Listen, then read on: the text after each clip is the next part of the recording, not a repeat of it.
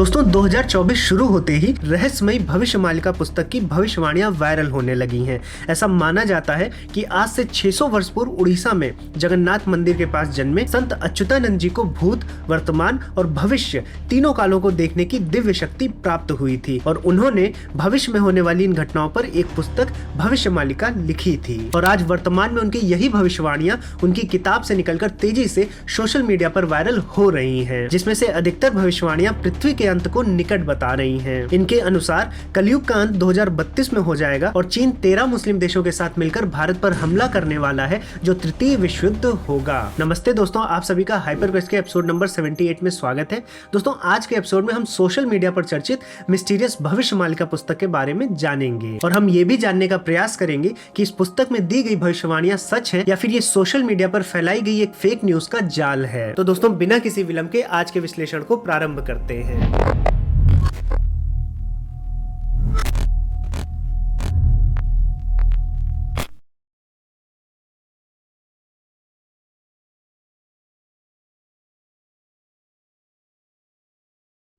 दोस्तों सबसे पहले ये सवाल उठता है कि जब भविष्यमालिका पुस्तक को 600 वर्ष पूर्व ही संत अच्युतानंद जी लिख चुके थे तो इतने दिनों से ये पुस्तक कहाँ थी और अभी हमारे वर्तमान के समय में इसकी चर्चा क्यों बढ़ गई है। तो इसका रीजन है कोविड के समय में इतनी बड़ी महामारी की कल्पना किसी ने भी नहीं की थी कि इतने ढेर सारे देश इसमें परेशान हो रहे थे और उस समय इतना भय का माहौल था कि किसी को भी कोविड के समय अपने भविष्य के बारे में नहीं पता था कि अब भविष्य कैसा होने वाला है। और इसी समय भविष्यमालिका पुस्तक चर्चा में आई क्योंकि वहां पर दावा किया गया कि इतनी बड़ी महामारी के विषय में इस पुस्तक में पहले से ही भविष्यवाणी कर दी गई थी। और न केवल कोविड बल्कि बहुत ढेर सारी भविष्यवाणियों को संत अच्युतादास जी ने इस पुस्तक में ऑलरेडी की हुई है, जो धीरे धीरे सच होती हुई लोगों को दिखने लगी। अब ये घटनाएं सच हो रही हैं कि केवल कोइंसिडेंस है या फिर केवल एहसास कराया जा रहा है, ये हम आगे वीडियो में देखने वाले हैं। लेकिन भविष्यमालिका पर चर्चा करने से पहले, भविष्यवाणियों को देखने से पहले हमें जानना पड़ेगा कि संत अच्युतादास जी आखिर थे कौन। साथियों, अच्युतानंद दास जी 16वीं सदी में उड़ीसा के कटक के तिलकाना नाम में जन्मे थे। उनको गोपाल गुरु नाम से भी लोग जानते थे। उनके जो दादा थे गोपीनाथ मोहंत जी, वो पुरी के जगन्नाथ मंदिर में एक मुंशी थे। अब यहाँ पर अधिकतर जगह पर यह कहा जाता है कि अपनी युवावस्था में ही संत अच्युतानंद दास जी चैतन्य महाप्रभु से मिल लिए थे और उनसे उन्होंने मंत्रों की दीक्षा ली थी। और साथियों साथ में उन्हें उन पंच सखा या 5 मित्र या 5 संतों के समूहों में से एक माना जाता है जिन्होंने उड़ीसा के लिए हिंदू प्राचीन ग्रंथों को उड़िया में अनुवाद किया था। इनमें से संत अच्युतानंद दास जी एक प्रखर युवा लेखक थे और उन्होंने उड़िया में कई किताबें लिखी, जिनमें हरिवंश, कैबार्ता गीता, गोपलंका ओगला, गुरु भक्ति गीता, अनाकार संहिता, 46 पटल आदि शामिल हैं। और साथियों अच्युतानंद दास जी की जितनी भी रचनाएं हैं वो अत्यंत जटिल है क्योंकि उन्होंने रचनाओं को लिखने के लिए, बनाने के लिए कोट्स और उपमाओं का सहारा लिया है। इसलिए उनकी कविताओं का अध्ययन भी अपने आप में एक अत्यंत जटिल विषय है। और साथ में उन्होंने हर एक काल पर, चाहे वो भूतकाल हो, वर्तमान काल हो और भविष्य काल हो, अलग अलग कालों पर उन्होंने ढेर सारी रचनाएं की हैं, जिनमें से आज वर्तमान में भविष्य पर लिखी गई जो भी रचनाएं हैं वो तेजी से सोशल मीडिया पर फैलाई जा रही हैं। अब ये भविष्यवाणियां सच हैं या फिर अपने आप से मनगढ़ंत तरीके से इनको प्रस्तुत किया जा रहा है या इनके पीछे कोई प्रोपेगेंडा है, इनको हम आगे समझेंगे। लेकिन इसके पहले हम देख लेते हैं कि आखिर ये भविष्यवाणियां हैं क्या क्या। दोस्तों अब इंटरनेट पर वायरल हो रही जो भविष्यवाणियां हैं, अगर उनको देखें तो उसमें बताया जा रहा है कि जो 2024 का वर्ष है ये शुभ नहीं होने वाला है, जबकि हमने देखा कि कैसे जनवरी में ही श्री राम जी की प्राण प्रतिष्ठा होकर ये वर्ष हमें शुभ होता दिख रहा है। अब यहाँ पर इन भविष्यवाणियों में 2024 को शुभ इसलिए नहीं माना गया है क्योंकि यहाँ पर दावा किया जा रहा है कि शनि जो है वो मीन राशि में पहुंचेंगे और जब मीन राशि में पहुंचेंगे तो भारी विनाश करेंगे। अब यहाँ पर यह बोला जा रहा है कि 2024 में ही शनि मीन राशि में प्रवेश कर गए हैं और 2.5 साल तक इसमें रहेंगे, जिससे भारी विनाश होगा। यहाँ पर यह दावा किया जा रहा है कि किसान जो है वो खेती करना बंद कर देंगे, जानवर इंसानों पर हमला कर देंगे और इसके साथ साथ पृथ्वी में ऐसी भौगोलिक गतिविधियां होंगी कि बहुत ढेर सारे भूकंप हमें देखने को मिलेंगे। अब इन्हीं भविष्यवाणियों के बीच जब 2024 के प्रारंभ में जापान में भूकंप आ गया तो ये भविष्यवाणियां सोशल मीडिया पर और भी वायरल हो गईं। इन्हीं भविष्यवाणियों में ये भी कहा गया है कि 2024 से आने वाला जो भी समय है ये बहुत बुरा जाने वाला है। 2025 से तो स्थितियां और भी बुरी हो जाएंगी। इनमें ऐसे ऐसे दावे किए गए जिन पर विश्वास करना बहुत मुश्किल है। यहाँ पर यह बोला जा रहा है कि आकाश में सूर्य के साथ एक और आसमानी पिंड भी दिखेगा, यानी आकाश में आपको 2-2 सूर्य दिखेंगे और इनमें से एक बंगाल की खाड़ी में गिरेगा और उड़ीसा को जलमग्न कर देगा। जाएगा। ये समुद्र का स्तर इतना ऊपर आ जाएगा कि जगन्नाथपुरी मंदिर के 22वीं सीढ़ी तक पानी आ जाएगा। अब जहाँ एक तरफ प्राकृतिक आपदाएं होंगी, वहीं दूसरी तरफ महायुद्ध भी छिड़ जाएगा। दावे के अनुसार 2022 में ही तीसरे विश्व युद्ध की नींव पड़ जाएगी और 2025 के आते आते तीसरा विश्व युद्ध छिड़ जाएगा। और इस भविष्यवाणी को सच बताने के लिए बहुत ढेर सारे लोग इंटरनेट पर यूक्रेन और रूस और हमास और इजराइल का जो वॉर हो रहा है उसका उदाहरण देते मिलते हैं। इन्हीं भविष्यवाणियों में यह भी दावा किया गया है कि इस महायुद्ध के बाद पृथ्वी की जनसंख्या केवल 64 करोड़ रह जाएगी और साथ में जो प्राकृतिक आपदाएं हो रही हैं उनकी वजह से 7-7 दिन तक अंधेरा पृथ्वी पर बना रहेगा। इंटरनेट पर फैली भविष्यवाणी के अनुसार ये सभी घटनाएं 2022 से लेकर 2029 तक चलेंगी और उसके बाद पृथ्वी का अंत हो जाएगा। और जब तक ये चल रही हैं ये घटनाएं, तो भारत में एक अविवाहित संत जो है वो राज करेगा और लोग इसको योगी आदित्यनाथ से कंपेयर कर रहे हैं। अब साथियों, जैसा कि मैंने प्रारंभ में बताया था कि पुस्तक के अनुसार भारत पर चीन के साथ 13 मुस्लिम देश आक्रमण करेंगे और इस पुस्तक में ये भी बताया गया जब ये आक्रमण होगा तब उड़ीसा के जो राजा होंगे वो राजा गजपति महाराज होंगे जिनकी कोई भी संतान नहीं होगी और वर्तमान में उड़ीसा के राजा यही हैं और उनका भी कोई पुत्र नहीं है। अब इन भविष्यवाणियों में एक और चीज जो बहुत तेजी से वायरल हो रही है वो ये कि ये जो तृतीय विश्व युद्ध है ये 6 साल 6 महीने चलेगा और इसी युद्ध में कल्कि जी का भी अवतार होगा जो इस युद्ध में भारत की सहायता करेंगे। और इस युद्ध के बाद क्या होने वाला है इसको भी लेकर भविष्यवाणी की गई है कि इस युद्ध के बाद यानी तृतीय विश्व युद्ध के बाद पूरा का पूरा यूरोप नष्ट हो जाएगा, अमेरिका पानी में डूब जाएगा और रूस हिंदू राष्ट्र हो जाएगा। पुस्तक के अनुसार लोग ये भी दावा कर रहे हैं कि जितनी भी घटनाएं होने वाली हैं इसका संकेत हमें पुरी के जगन्नाथ मंदिर से ही मिलेगा। जब भी कुछ होने वाला होगा तो पुरी का जो जगन्नाथ मंदिर है उसके आसपास ऐसी घटना जरूर घटेगी जो आपको संकेत देगी, चाहे वो मंदिर के शिखर से पत्थर गिरने लगे या फिर ध्वज गिर जाए या फिर ध्वज में आग लग जाए। और संयोगवश पिछले कई सालों में इस प्रकार की घटनाएं पुरी के जगन्नाथ मंदिर में हो चुकी हैं। तो दोस्तों, इंटरनेट पर जहां एक तरफ भविष्यमालिका पुस्तक से भविष्यवाणियां फैल रही हैं आग की तरह, वहीं पर जो सच के रूप में प्रस्तुत की जा रही हैं जो थोड़ी बहुत घटनाएं वो उस आग में घी की तरह काम करने लगी हैं। साथियों, अब सबसे पहले यही देख लेते हैं कि क्या ये भविष्यवाणियां जो सोशल मीडिया पे हमें दिख रही हैं वो ओरिजिनल पुस्तक में है भी कि नहीं है।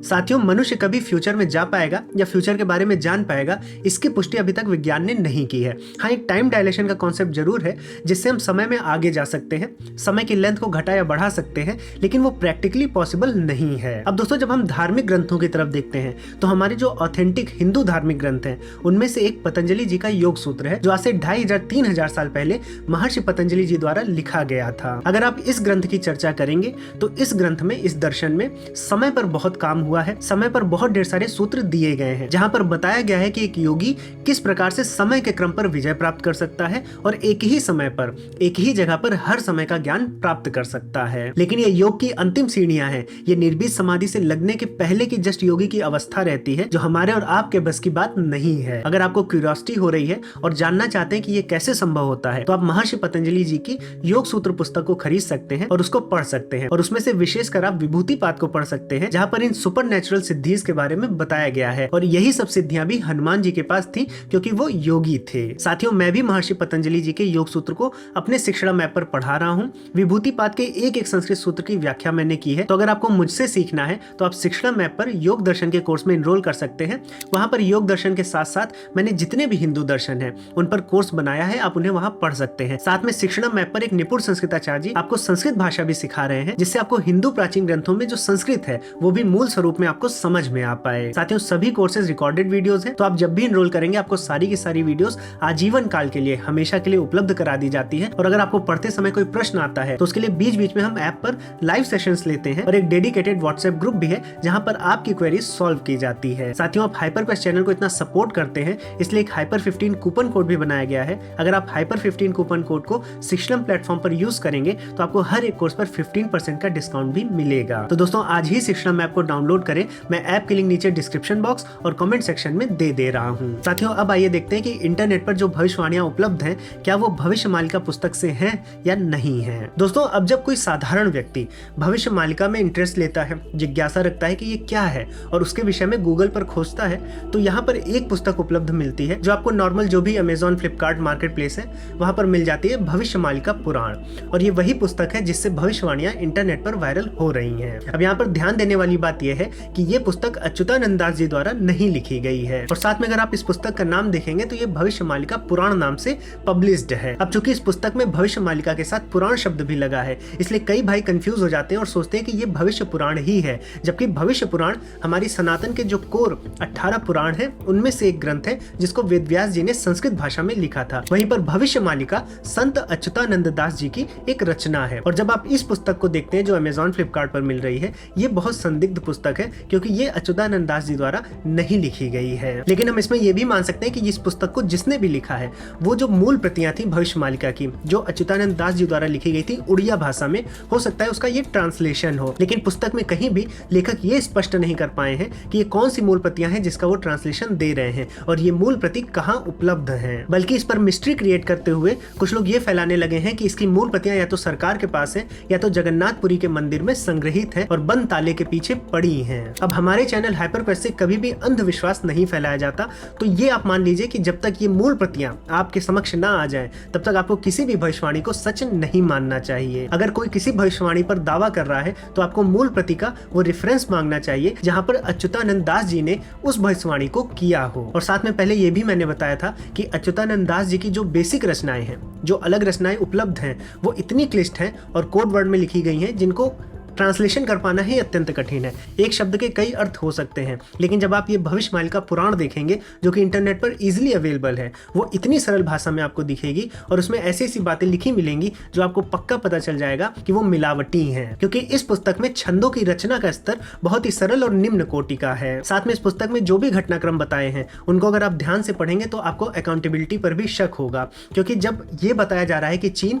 13 मुस्लिम देशों के साथ आक्रमण करेगा भारतवर्ष पर, तो अभी जो बहुत ढेर सारे युद्ध भारत बीच में लड़ा है, आजादी के समय लड़ा है, आजादी के बाद लड़ा है, तो वो भविष्यवाणियां कहां हैं। और जब आप ये कहते हैं कि 2025 से 29 के बीच भारत की सत्ता एक अविवाहित संत के हाथ में होगी, तो वहां पर नाम क्यों नहीं बताया जा रहा है, जबकि आप देखें तो छंदों में बीजेपी और कांग्रेस ऐसी पार्टियों के नाम भी उपलब्ध हैं। तो ये जो भविष्यवाणियां वायरल हो रही हैं, इससे दो चीजों का नुकसान हो रहा है। पहला ये कि ये समाज में भय उत्पन्न कर रही हैं और अंधविश्वास को फैला रही हैं। दूसरा, जो अच्युतानंद दास जी जो कि एक महिमामयी एक लेखक थे, एक गुरु थे, उनकी जो दूसरी रचनाएं हैं वो इसमें धूमिल हो रही हैं और उनकी महिमा भी इस वजह से गिरती जा रही है। साथियों, अगर हम योग दर्शन को पढ़ें, पतंजलि जी के योग सूत्र को पढ़ें, तो वहां पर स्पष्ट रूप से लिखा है कि आप इस संसार के विभिन्न विभिन्न ऑब्जेक्ट्स पर संयम करके, संयम का अर्थ हो गया धारणा, ध्यान, समाधि, मतलब जब आप इन तीनों चीजों को किसी ऑब्जेक्ट पर लगाते हैं तो उस ऑब्जेक्ट का पूरा ज्ञान आपको हो जाता है। तो इसी प्रकार से जब आप काल क्रम पर ऐसा करते हैं, क्षण पर ऐसा करते हैं, तो आपको सभी समय का ज्ञान एक ही समय पर उपलब्ध हो जाता है।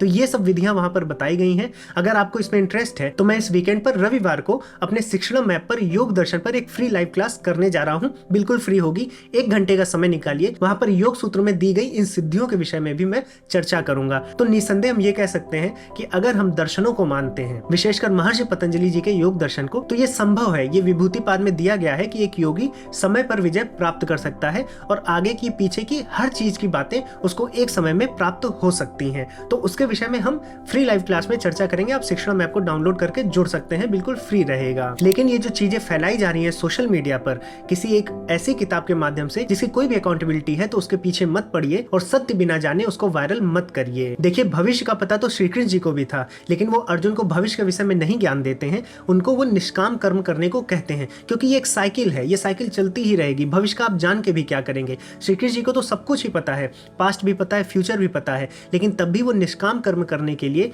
इस जगत में आते हैं और धर्म की स्थापना करते हैं। आज हमने संत अच्युतानंद दास जी को केवल भविष्य मालिका से जोड़कर उनके ज्ञान को सीमित कर दिया है। जो उनके अंदर दर्शन का ज्ञान था, उनके दार्शनिक दृष्टिकोण सूर्य पुरुष, ज्ञान मिश्र, भक्ति मार्ग, शब्द, ब्रह्म, पिंड, ब्रह्मांड तत्व जैसे कई दर्शनों की उपेक्षा करके हम उन्हें केवल भविष्य मालिका में समेट दिए हैं और उसमें भी उनकी मूल प्रतियां नहीं उपलब्ध है। कोई और मिलावटी पुस्तक बनाकर ऐसी भविष्यवाणियों को करके आप में भय भी उत्पन्न करता है और अंधविश्वास को भी फैलाता है। अगर आपको इतना ही इंटरेस्ट है तो आप अच्युतानंद दास जी की जो दूसरी रचनाएं हैं उनकी ओरिजिनल स्क्रिप्ट्स को पढ़िए और उनके विषय में, उनके दार्शनिक दृष्टिकोण के विषय में समझिए, क्योंकि दर्शन ही वो आधार है जिस पर सनातन धर्म मजबूती से खड़ा हुआ है। तो दोस्तों, आई होप कि इस वीडियो के माध्यम से आपको समझ में आया होगा कि भविष्य मालिका आखिर है क्या, अच्युतानंद दास जी के बारे में पता चला होगा और ये जो फेक प्रोपेगेंडा फैलाया गया है सोशल मीडिया में, उससे भी मैंने आपको अवगत कराया होगा। जरूर समय पर बहुत ढेर सारे शोध हमारे ऋषियों ने किए हैं, जिसमें से महर्षि पतंजलि जी का एक मुख्य नाम है। अगर उनके विषय में भी आपको जानना है तो आप शिक्षण ऐप पर योग दर्शन का कोर्स ले सकते हैं,